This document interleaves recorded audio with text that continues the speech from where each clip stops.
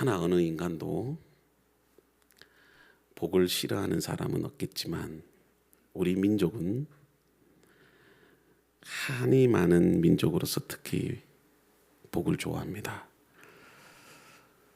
억울함을 많이 당한 민족이잖아요. 돌이켜보면 우리 민족은 너무나도 많이 내부적으로도 착취를 당하고 외부적으로도 침략을 받으면서 고통받는 나라였습니다. 못 먹고 못 살았던 가슴에 그런 어떤 한을 가지고 있는 민족이지요. 그래서 그런지 복을 받고자 하는 소망이 너무나도 절실합니다.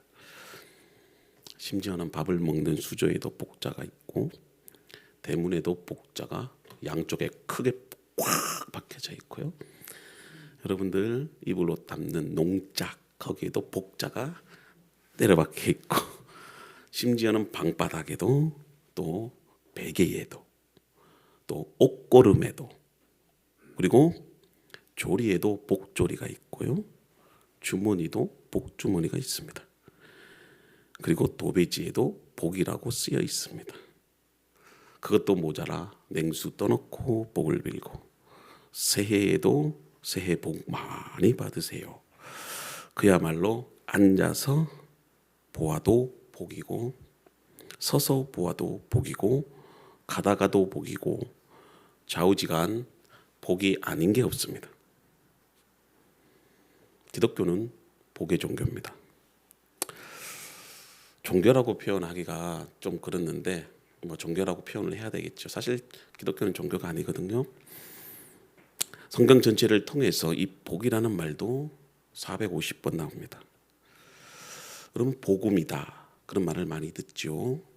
이 복음은 헬라어 원어로 유안겔리온 이렇게 되어 있어요. 번역을 하면 좋은 소식이다. 우리나라 말로도 복음으로 되어 있잖아요. 복자의 소리음. 그래서 이 복음은 복의 소리, 복의 소리. 아마도 우리나라 사람의 성격과 사고 방식을 잘 이해해서 좋게 번역한 것이다. 저는 그렇게 생각해요. 이 복음이라고 하는 단어 속에. 그래서 기독교는 복의 종교임이 분명합니다.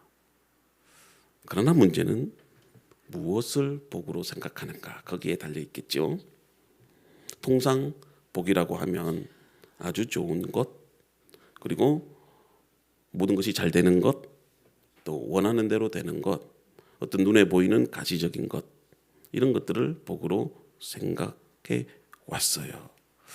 그러나 여러분들 우리가 무엇을 축복이라고 생각하느냐에 따라서 그 사람의 인격과 됨됨이가 달라져요. 무엇을 복으로 생각하느냐에 따라서 그 사람의 인생관이 달라지고 또 그 사람의 가치관을 알 수 있게 됩니다.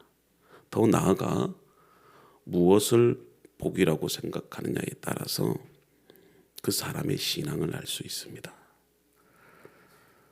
우리가 입으로 내가 기독교인이다, 크리스찬이다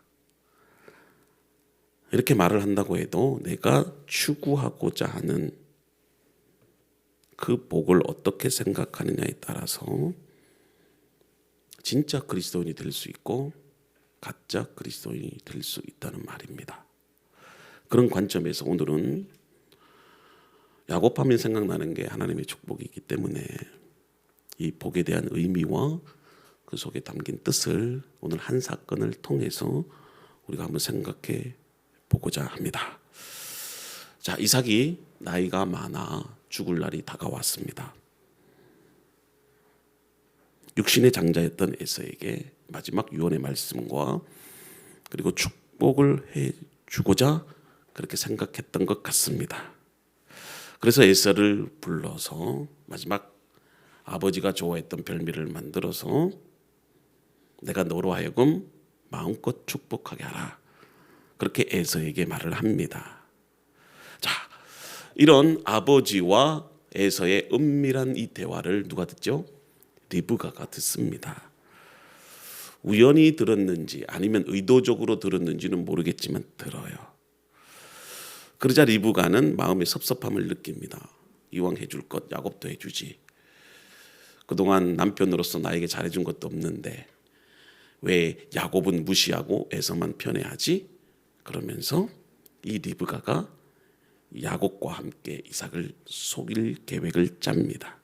결국은 여러분들이 잘 아는 내용처럼 속여서 그 에서의 축복권을 야곱이 가로채버립니다. 그것도 정당하지 못한 방법과 비열한 속임수로 빼앗은 것입니다. 자, 여기서 우리가 한 가지 생각해 봐야 되는데요. 왜 이삭이 에서와 야곱을 구분하지 못했을까? 아무리 여러분들 야곱이 에서처럼 속인다고 해도 부모면은 얘가 야곱인지 에서인지 모를까요?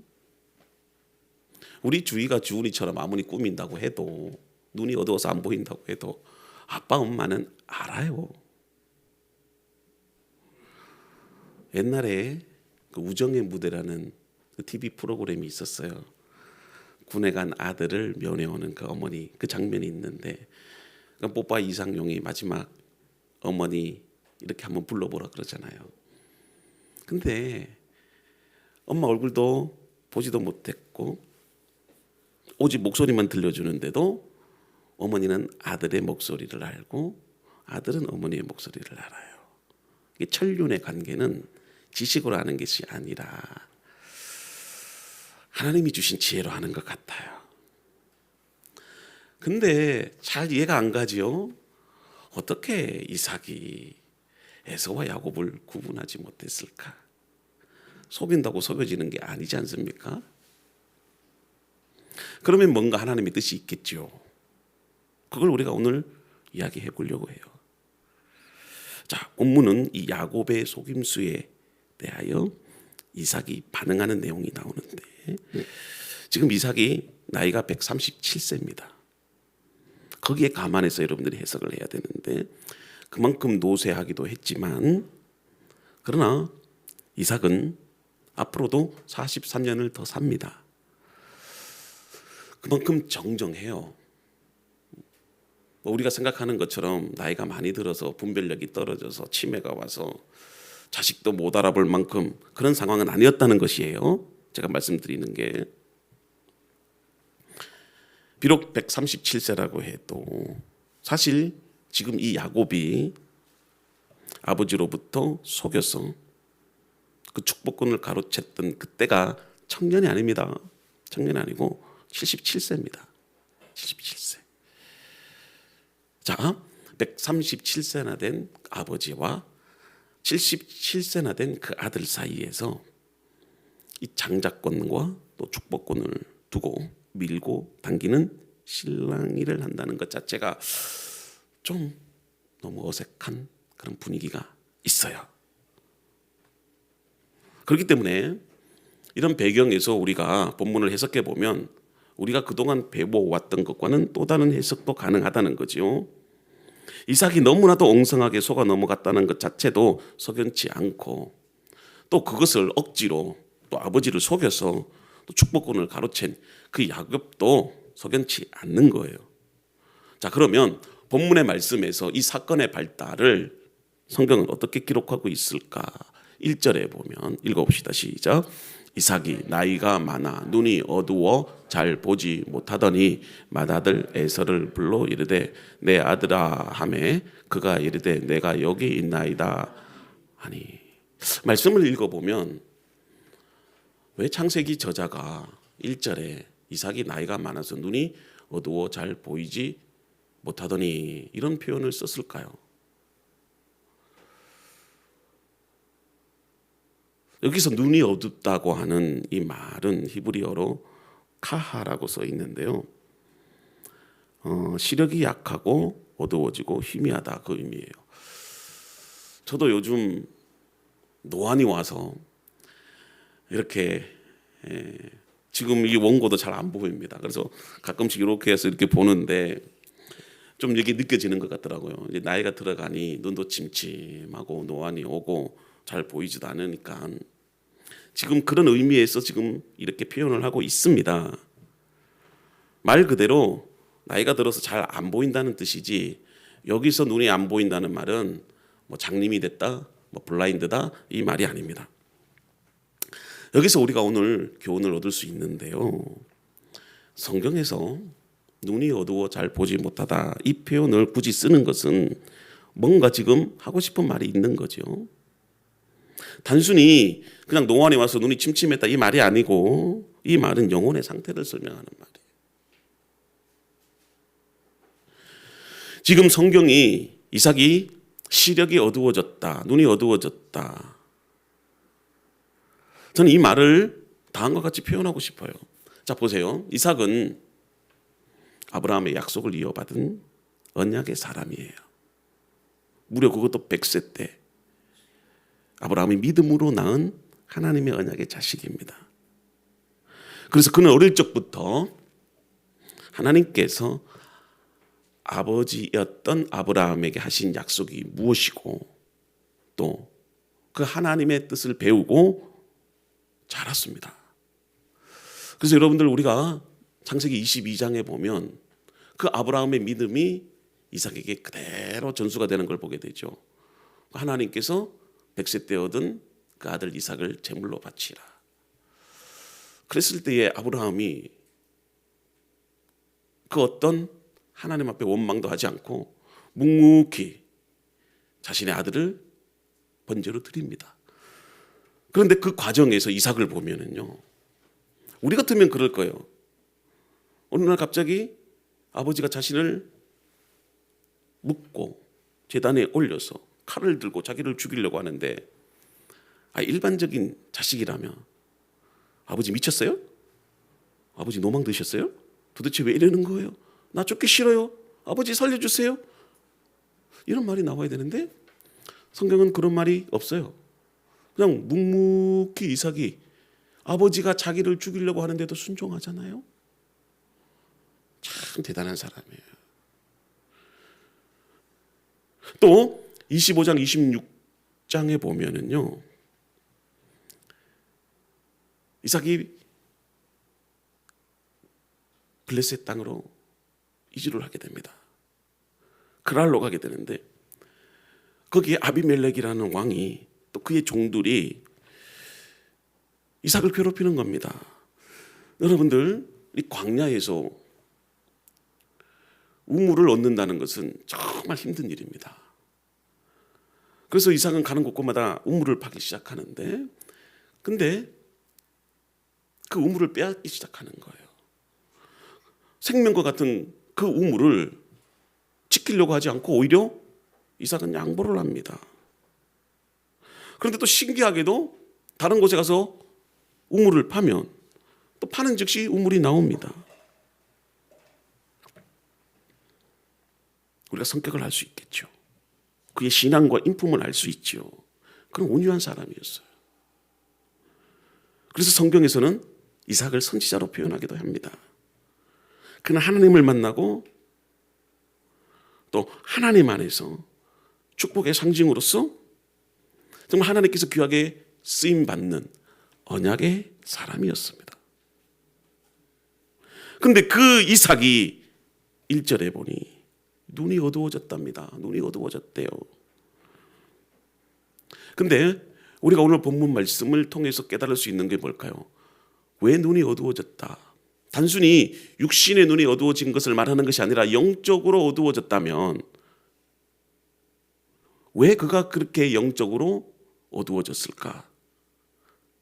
본문의 말씀에 보면 이삭이 좋아하는 그 별미와 포도주의 마음이 빼앗겼기 때문에. 여러분, 이삭은 에서와 야곱의 그런 어떤 갈등과 전개되는 모든 과정을 리브가와 이삭은 아마 알고 있었을 겁니다.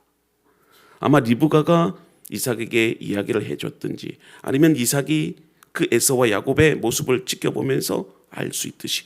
왜 그러냐면 부모와 자식 간의 관계는 자식이 얘기하지 않아도 부모는 알아요. 우리가 그렇잖아요. 자식을 보면 얘가 지금 거짓말을 하는지, 얘가 지금 마음이 아파서 힘들어하는지, 자식이 말을 하지 않아도 부모는 알아요, 몰라요? 합니다. 마찬가지예요. 지금 형제 간에 갈등이 있고 이 야곱이 형의 에서의 장자권을 빼앗아 버리고 그런 모든 과정들을 이삭은 알고 있었습니다. 그리고 이삭은 또한 하나님께서 에서를 택하신 것이 아니라 야곱을 통해서 하나님의 그 언약의 계승자로 삼으셨다는 것을 리브가를 통해서도 알았을 거예요. 그럼에도 불구하고 에서는 누구에게 축복을 하라고 합니까? 장자였던 에서에게. 물론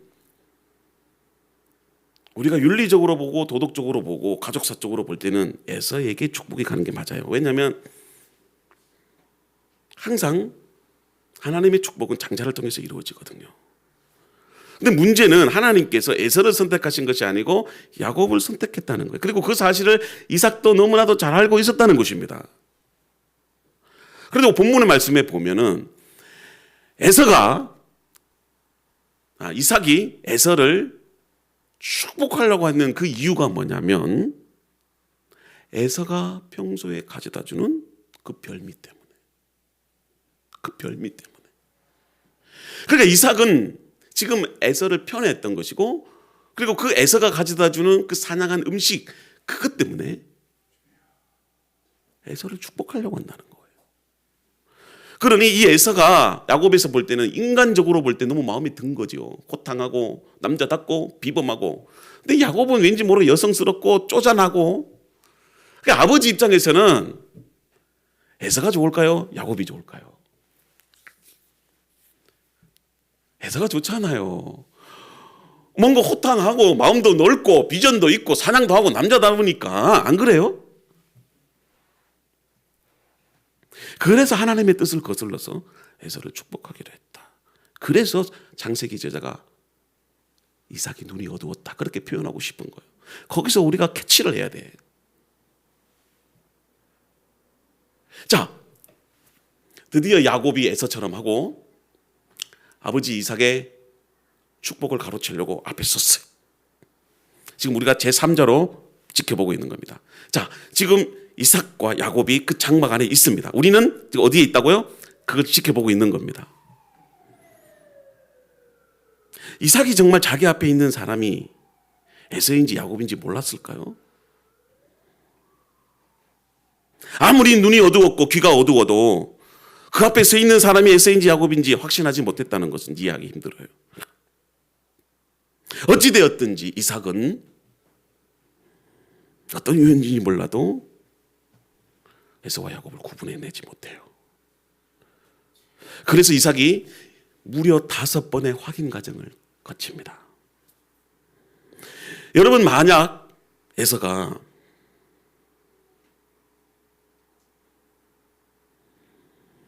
하나님께서 버린 사람이었지만 이삭이 볼 때는 육신의 눈으로 인해서 잘 보이지 않는다고 해도 에서가 잘 보이지 않는다고 해도 여러분 영적인 눈으로 보았다면 만약에 이삭이 하나님 앞에 영적 감각이 무디워지지 않고 하나님 앞에서 진리의 눈으로 바라보았다면 과연 어떻게 했을까요?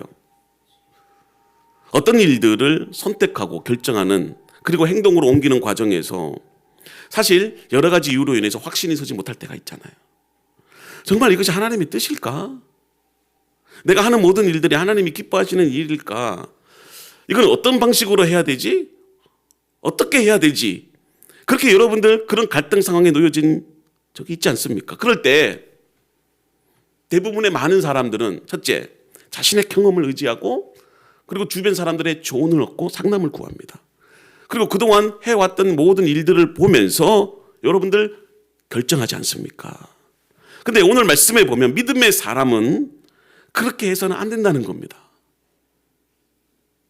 지금 이삭이 야곱이 형의 모습으로 가장해서 지금 앞에 서 있다면 자기가 에서를 축복하려고 했을 때, 야곱이 그 앞에 섰을 때 의심이 들었다면 어떻게 해야 될까요?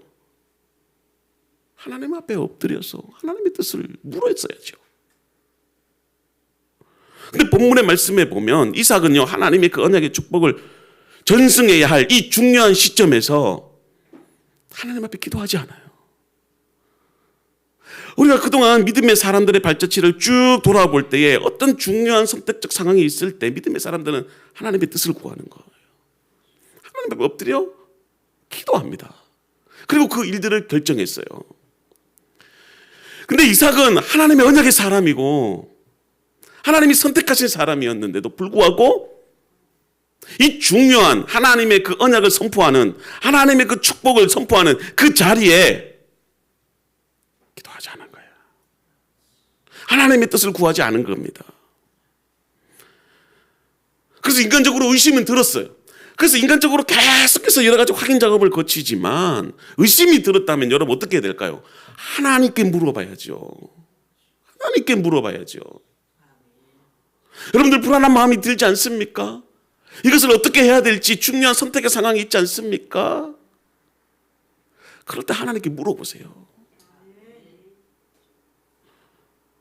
친구들한테 전화해서 야 누구야? 내가 지금 이런 어려운 일에 있는데 내가 지금 주식 투자해야 되는데 어느 종목에다가 투자를 해야 되지?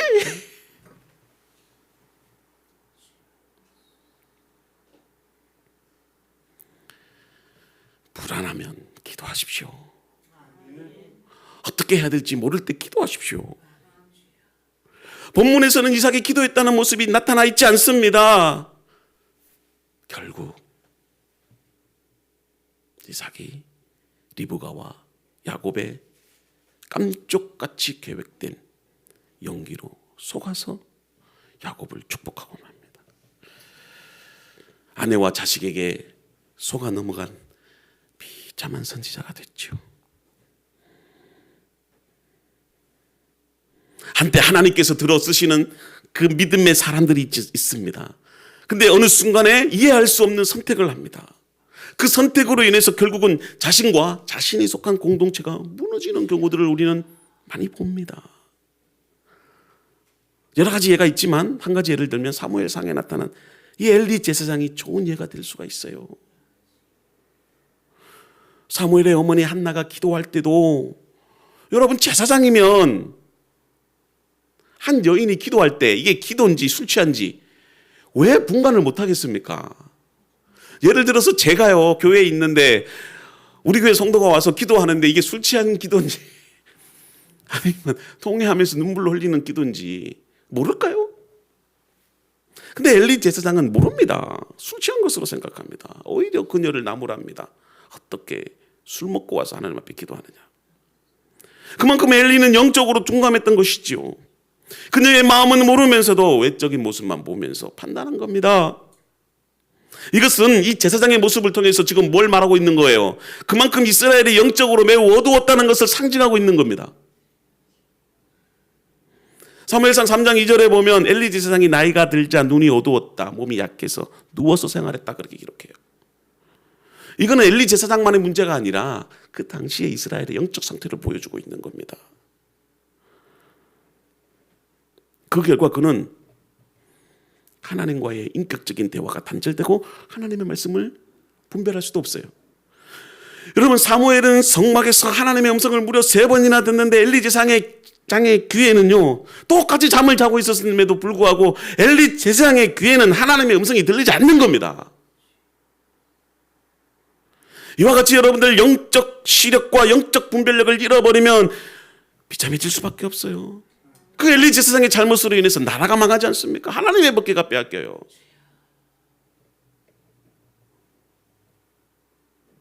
여러분 이삭이 눈앞에 서 있는 사람이 누구인지 모를 때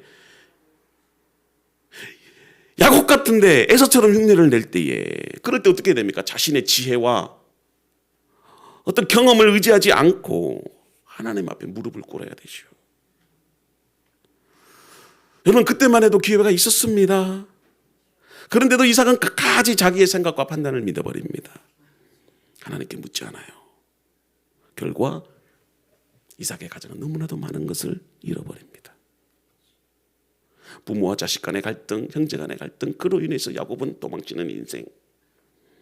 아마 이삭의 가정은 그 뒤로부터 평안의 날이 없었을 거예요.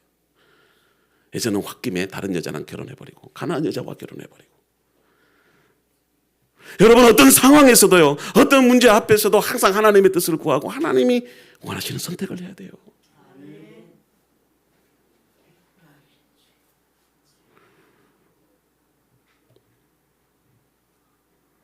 결국 이삭은 야곱에게 속아서 그를 축복합니다.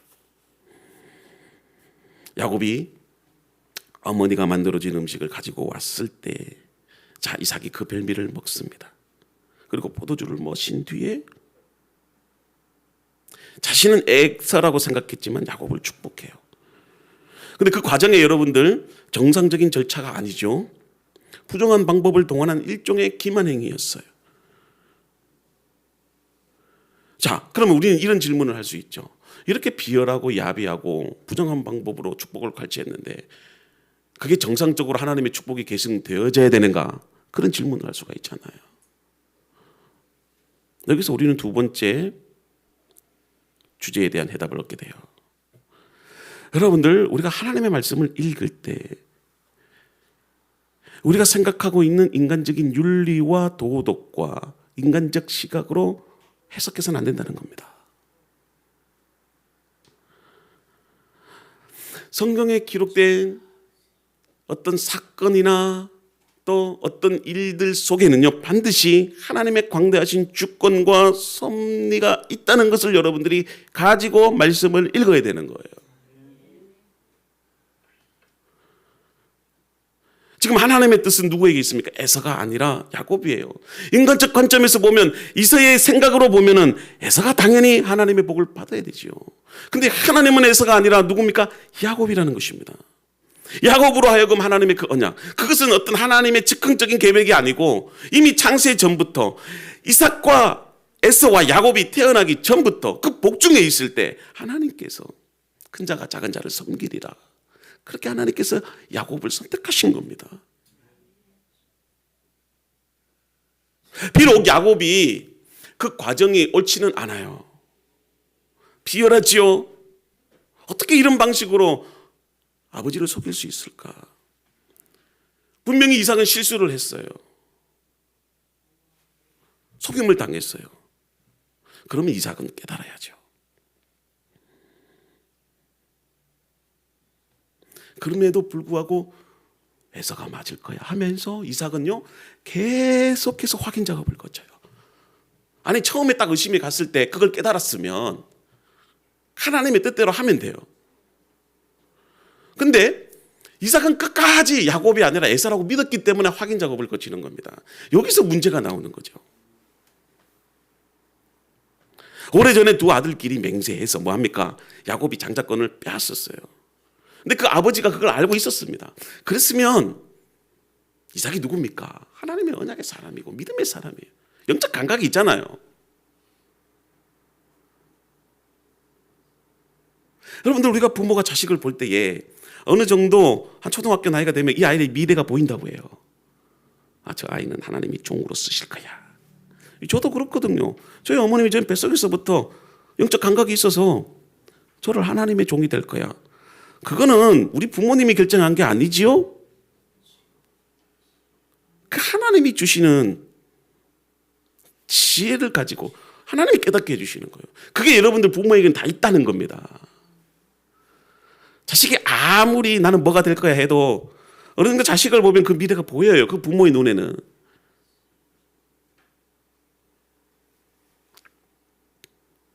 그렇다면 이삭이 야곱을 데려다가 축복을 해야죠. 안 그렇겠습니까? 왜냐하면 하나님의 선택은 에서가 아니라 야곱이니까. 비록 인간적으로 볼 때는 에서가 불쌍해 보여요. 아버지의 눈으로 볼 때는 에서가 더 좋아 보여요. 그러나 우리는 포기할 수 있어야 된다는 거예요. 내 생각대로 내 관점대로 하는 것이 아니라 하나님의 관점에서 모든 것을 판단하고 선택을 해야죠. 에서가 볼 때는 좀 아쉬워요. 하나님이 왜 에서를 버리십니까? 나는 에서가 좋은데. 그러나 하나님의 생각은 우리의 생각과 달라요. 그 모든 일들을 내 생각대로 내 판단대로 하려니 문제가 생기는 거 아니겠어요?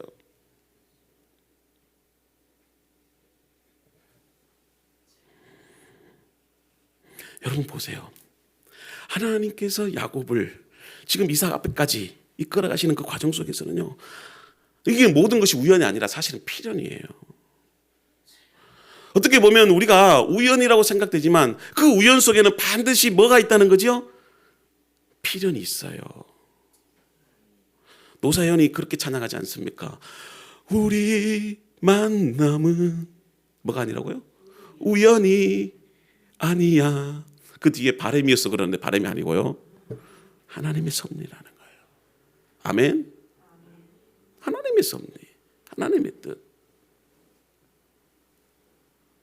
비록 차남이 어머니와 짜고 비열한 수단으로 아버지를 속여서 장남의 권리와 하나님의 축복권을 빼앗는 것, 천륜 위반이죠. 윤리적으로는 그건 도저히 있을 수가 없는 것입니다. 그런데 성경은 마치 그 사건이 아주 자세하게 리얼하게 기록이 되어 있어요. 거기에는 하나님의 뜻이 있어요. 하나님의 뜻이 있습니다. 성경은 기껏 누구나 잘 아는 도덕과 윤리를 가르치려고 이 사건을 기록하지 않아요. 자꾸 우리는 성경을 윤리적 관점에서 도덕적 관점에서 해석하려고 하는데, 사실 인간이 도덕과 윤리가 어디에 있습니까? 아무리 착하게 살아도 착하게 사라집니까? 아닙니다. 우리는 도덕과 윤리를 말할 수 없는 사람들이에요. 근데 자꾸 우리는 뭘 생각하는 거예요? 천륜을 위반했다, 도덕을 위반했다, 윤리를 위반했다. 과연 우리가 그렇게 말할 수 있을까요? 여러분, 리브가와 야곱이 이렇게 속이면 모든 일들이 잘 이루어지는 것입니까? 물론 하나님의 축복이 야곱을 통해서 이루어지지만 그 과정이 얼마나 힘듭니까? 여러분, 실제로 일어난 그 사건 뒤에는 모든 것이 다 하나님의 섭리와 주권이 역사하고, 그 속에서는 반드시 우리가 짚고 넘어가야 될 하나님의 선하신 뜻, 하나님의 진리가 담겨져 있다는 것입니다. 여러분, 물론 하나님이 야곱을 통해서 하나님의 축복이 계승되지만 이 방법이 합당하다, 그거는 결코 아닙니다. 그러면 우리가 이 속에서 얻는 교훈이 있어요. 아무리 옳은 일을 한다 할지라도 그 일을 성취하기 위해서 그릇된 방법을 우리는 취할 수 없다는 거죠. 선을 이루기 위해서 악한 방법으로 선을 이룬다, 그거는 잘못된 것입니다. 하나님은요, 그 선을 이루기 위해서 방법도 선하게 하시는 분이십니다. 목적이 수단을 정당화하는 것은 세상의 방식이지 하나님 나라의 방식이 아닙니다. 성공하면 모든 게 다 선이다? 이런 방식으로 사는 세상에는요, 힘의 논리가 작용하는 것입니다. 우리는 사랑과 섬김으로 선을 이루어야지 이런 악한 방법으로 비열하게 하나님의 축복을 가로채서는 안 된다는 것이에요.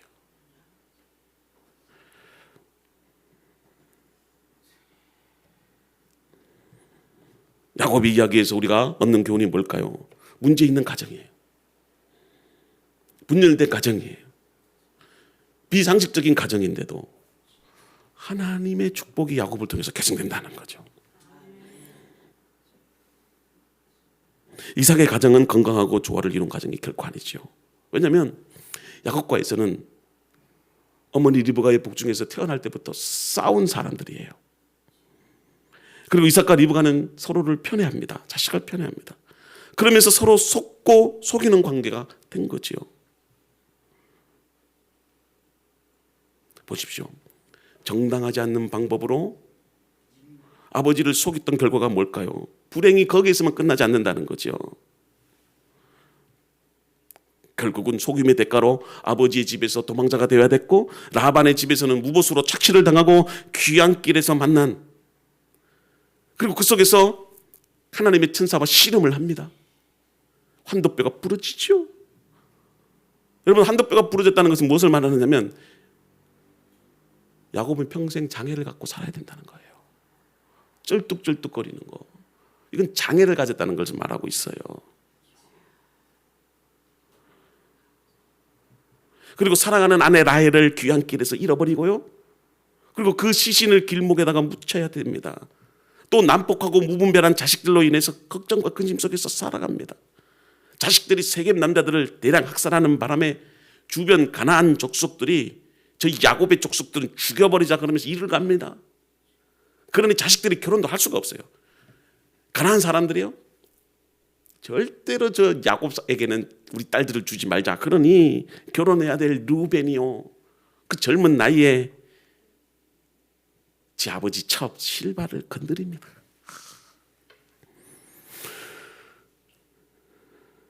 그리고 결국은 나머지 형제들이 작당을 해서 애지중지하는 아들 요셉을 죽이려고 합니다.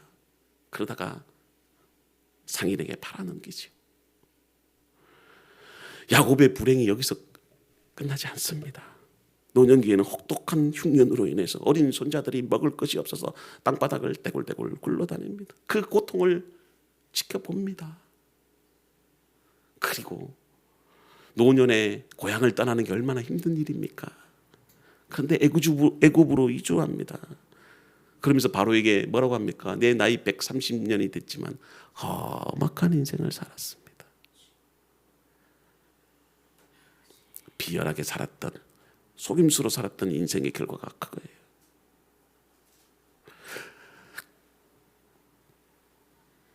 여러분, 오늘 말씀의 결론을 맺고자 합니다. 중요한 것은 야곱이 이렇게 삶이 고난으로 힘들었던 이유가 뭘까요? 지금 하나님께서 아브라함과 이삭과 야곱을 통해서 하나님의 축복을 계승하고자 하는 이유가 뭘까요? 하나님께서 야곱을 축복하려고 하셨던 이유는요, 야곱만을 위한 축복이 아니라는 것이에요. 그 야곱의 축복을 통해서 모든 인류가 하나님의 복을 누리기 위한 하나님의 계획이 있었다는 것이에요. 야곱 개인이 아니라 미래의 후손과 모든 인류를 위한 하나님의 복이었어요. 그래서 하나님은 아브라함을 통해서 뭐라고 말씀하십니까? 너는 복의 근원이 될지라. 땅의 모든 족속이 너로 인하여 복을 얻게 될 것이라. 야곱이 받은 복은 자신을 위한 복이 아니라 남을 위한 복이었습니다. 여러분, 하나님이 주시는 복이 어떠해야 함을 우리는 자연스럽게 결론을 이끌어낼 수 있어요. 야곱에게 주어진 그 이삭의 축복은 언약의 축복입니다.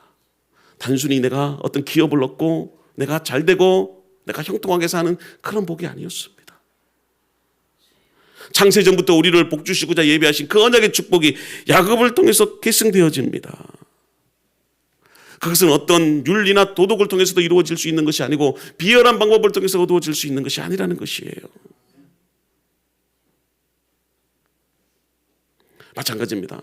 비록 야곱이 볼 때는 우리가 본받을 만한 것이 없지만 하나님의 언약은 우리가 생각한 대로 우리의 성품이나 우리의 이성이나 우리의 계획을 통해서 성취되는 것이 아니라는 것이에요.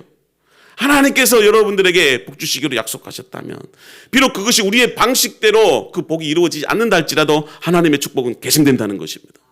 그러므로 우리가 가진 상황과 환경에 대해서 절망할 이유가 없다는 것이에요. 비록 내가 가난하게 산다 할지라도, 내가 지금 어려운 가운데 있단다 할지라도, 눈에 보이는 가시적인 그런 복들의 열매가 맺히지 않는다 할지라도 하나님의 축복은 계승되는 거예요. 그걸 붙잡을 수 있다면, 그것을 소망하며 살 수 있다면 여러분들 오늘 하루도 앞으로도 믿음으로 설 수 있을 것입니다. 하나님의 광대하심과 위대하심이 어쩌면 야곱과 같은 그 인간의 초라함으로 비교가 됩니다. 하나님의 복을 받을 자격이 없지만 하나님은 그분의 뜻 안에서 하나님의 축복의 자리로 이끄십니다. 그러므로 우리 하나님만을 절대적인 기준으로 삼고 나아갈 수 있기를 바랍니다. 여러분, 우리 함께 기도했으면 좋겠습니다. 믿음이란 세상이 죄악으로 타락했던 이 시대,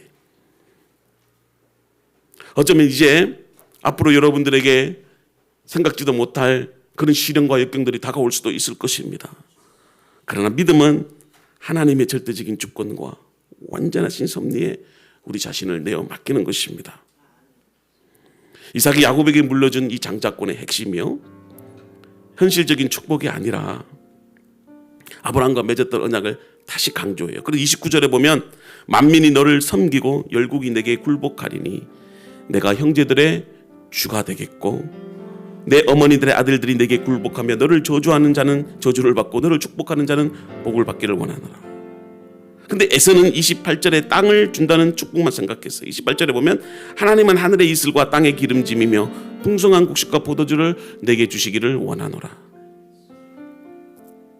여러분, 열방 앞에 복의 근원으로 세워주시겠다고 하는 그 29절에 나온 영적 축복에는 전혀 관심이 없어요. 지금 이삭이 야곱이 에서인 줄 완전히 속았다 쳐도 장자권을 축복하면서 에서의 이름이나 연관되는 언급을 하나도 하지 않아요. 왜냐하면 이 영적인 축복은 야곱에게 주려는 하나님의 절대적인 계획이었기 때문에 그렇습니다. 우리가 믿고 의지하고 소망하고 바라봐야 될 것은 하나님의 약속입니다. 오늘도 아브라함과 이삭과 야곱에게 이어진 그 언약이 여러분들에게도 하나님의 복으로 나타나기를 원합니다. 우리가 믿음으로 살아갈 때에 하나님께서 우리 가운데 소망으로 하나님의 축복의 언약이 계승될 것입니다. 그런 믿음을 갖고 저희들 살아가기를 원합니다. 우리 함께 기도하도록 하시겠습니다.